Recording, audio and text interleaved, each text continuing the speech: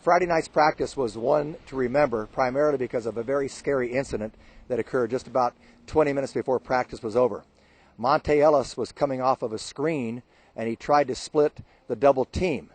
And he ran into the hip of Brandon Wright with his head and went down in a heap on the floor and laid there motionless for a very, very long time. Finally, the athletic trainer, Tom Abdenauer, came out and did not allow him to move. And quite frankly, he was on the floor for 20 to 30 minutes before the paramedics came, and they immobilized him, took him to the hospital. But the good news is he just has a stiff neck, and he walked out of the hospital of his own accord, and right now he's just day-to-day, and his status for the exhibition games here in Hawaii will be evaluated at the time and determined at that time next week. So fortunately, it wasn't a serious accident and a serious injury, and he's going to be okay eventually.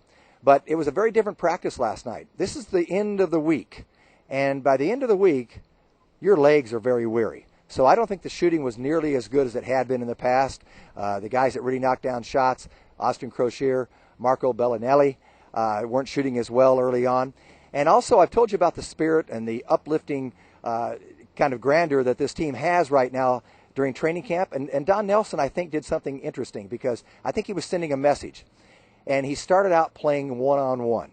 And he knows the competitive juices of all of these players. So they played one-on-one at different stations, back and forth. Hard to explain that, but they would rotate. And, of course, if you scored, you got to keep the ball again. If you didn't stop somebody, you had to go to the other end. You know, loser's walk type of thing, that mentality. And what Don Nelson did is allowed them to go for about 30 minutes one-on-one. Well, what happens is it's pretty macho, pretty mano-mano, and these guys' instincts, their natural instincts of competitiveness, take over. And there were some guys that were pretty upset because they've got a lot of pride and they don't like to be put down. They don't like to lose. And I think he did that on purpose just to stir them up a little bit because there were, you know, a lot of guys crying with the officials and complaining and what have you. Then they moved into 3-on-3, and then they moved into their fast break drills 4-on-4 and quickly went to 5-on-5. You know, Don Nelson does not do a normal training camp that I was experienced during my playing days and other training camps have right now, even a lot of running drills.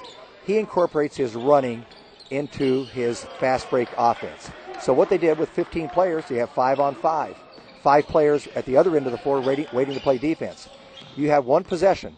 Whether you score or whether you miss, the team on defense goes the other way in a fast break situation and plays 5-on-5 for one possession. The team that was on offense remains there, and they are greeting the remaining 5 players coming from the other end in just about 30 to 40 seconds. So this goes on, and that went for about 40 to 45 minutes.